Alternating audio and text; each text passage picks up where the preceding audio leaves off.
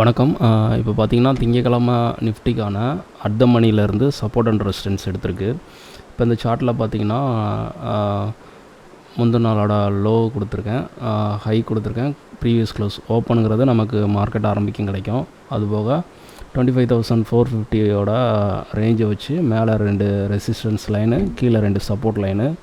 அது மட்டும் இல்லாமல் இந்த மணி நிஃப்டி 25,450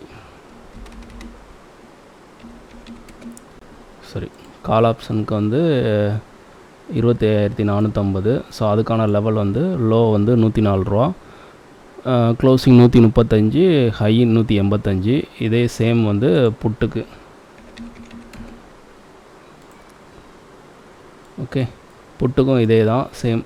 லோங்கிறது 104, க்ளோசிங் 135, ஹை 185. அதே மாதிரி ஐடிஎம் ஸ்ட்ரைக்கு 25,300.